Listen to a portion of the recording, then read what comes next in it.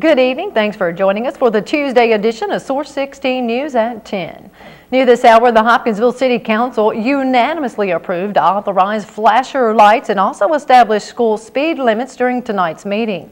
Ward 12 Councilman Philip Brooks says it was very important to approve the ordinance that passed in its first reading. Talking about the safety of children, particularly over on the Glass Avenue area, you have a lot of students who walk to and from school on a daily basis, and particularly with spring slowly approaching, you're going to have a lot of kids walking throughout that area, and it would be very dangerous if we did not do something about that as quickly as possible.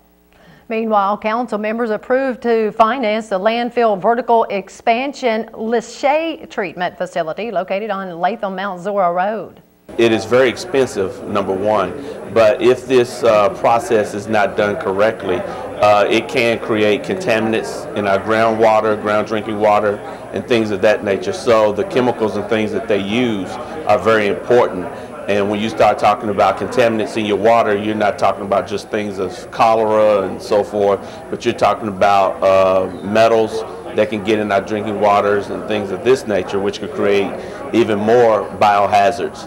So therefore, when you're talking about this process, you're talking about something that's very detrimental to all the citizens of Hopkinsville. In other action, the council approved a grant request worth up to $750,000 for a comprehensive anti-gang strategies and programs grant to provide evidence-based strategies in communities that coordinate prevention, intervention, enforcement, and re-entry programs to reduce and control gang-related crime. In addition, council members authorized Mayor Dan Kemp to sign a 2009 Hazard Mitigation Grant Program application worth over $200,000, with the city matching 13% of the funds to purchase and install 3 generators to be placed at the municipal building, the police department, and the Emergency Communications Center and Hopkinsville Fire Department. A woman's body was found partially clothed on the side of Christian Quarry Road off East 9th Street this morning. This morning around 6:45, a motorist driving on Christian Quarry Road discovered a female's body on the side of the road near the Penarol Parkway. Called us, we were able to respond along with the coroner, but at this time we are unable to determine what caused this woman's death. We do know she is an adult white female, but we don't know her identity because she had no identification on her at the time. Officer Ray says the woman was partially clothed, but the coroner did not see any stab wounds or gunshot wounds. He says police cannot speculate until they get the results of the autopsy. An autopsy was scheduled for 1 o'clock this afternoon to determine the woman's cause of death. However, Christian County Coroner Doris Lamb told Source 16 tonight that the autopsy results are still pending. He says he is not releasing any details due to an ongoing investigation, but he did confirm that there was trauma to the female's head. A woman traveling from Fort Campbell was arrested in Marshall County last night after police say she had been snorting bath salt, was hallucinating, and then abandoned her child on Interstate 24. Kentucky State Police responded to Interstate 24 near the 24-mile marker in Marshall County last night around 10:30 after motorists saw 2 small children in the roadway. Upon arrival, State Police found a 2-year-old child lying on the inside edge of the westbound lanes with a large laceration to the back of the head. Police also found the mother, 29-year-old Cynthia Palmer, walking east in the median carrying another child. After an investigation, Palmer stated that she had been snorting bath salts and began to hallucinate while driving, which caused her to stop her vehicle along the side of I-24.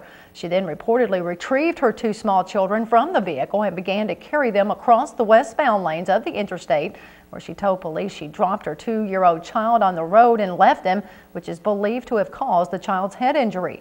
According to state police, the 2-year-old was transported to Cosair's Children's Hospital in Louisville, and the 5-year-old was not injured but was turned over to Tennessee Social Services. Palmer was arrested and charged with first-degree assault, first-degree wanton endangerment, and public intoxication. She was lodged into the Marshall County Jail. The Department of Defense announced some tragic news today that 2 Kentucky soldiers were killed in combat. Fort Campbell soldier 21-year-old Specialist Brian Tabata of Las Vegas, Nevada died Sunday from wounds he suffered when insurgents attacked his unit using small arms fire and a rocket-propelled grenade. Tabata was assigned to Fort Campbell's 1st Battalion, 327th Infantry Regiment, 1st Brigade Combat Team, 101st Airborne Division. Tabata's death marks 112 casualties for the local post since March of last year. Meanwhile, a Fort Knox soldier, 25-year-old Sergeant Christopher Gould of Saginaw, Michigan, also died in Afghanistan Sunday from wounds he suffered when insurgents attacked his unit. Gould was assigned to 2nd Battalion, 2nd Infantry Regiment, 3rd Brigade Combat Team, 1st Infantry Division. The new Breathitt-Pennyroyal Parkway extension in Christian County is now open for traffic.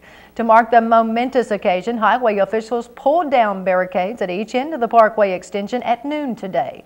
According to Kentucky Transportation Cabinet spokesman Keith Todd, the new highway has been in the works for 40 years.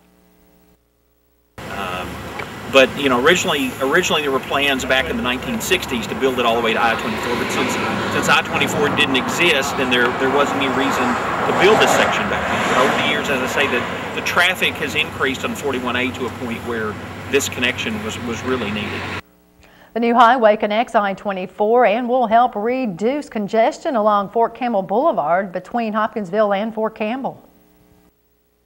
It's always rewarding anytime you spend this much money on something to be able to finally get it open and make it available for the public, to improve safety, provide a better interstate connection. I know from talking to a lot of construction people, they take a lot of pride in their work, and it's always nice for them to be able to show their children and grandchildren that, hey, I helped build this. So, it's always a good thing for them. It always, makes them feel good to finish out a project and move on to something else. The new highway also includes interchanges for the US 68 Hopkinsville Bypass and Lover's Lane near the Hopkinsville Convention Center. In addition, special lighting at the new interchange on I-24 is designed to prevent reflective light from interfering with air traffic and pilot training exercises at Fort Campbell. The 6-mile-long parkway extension cost over $100 million to construct and began in 2006. The Hopkinsville Christian County Chamber of Commerce officially kicked off their 2011 membership drive today. Last year, the chamber exceeded their goal of recruiting 45 new members and actually recruited 46. This year, the chamber's goal is to add at least 50 new businesses to their family in the month of March. Vice President of Membership Development Deanna Yates says there's multiple benefits to being a Hopkinsville Christian County Chamber member.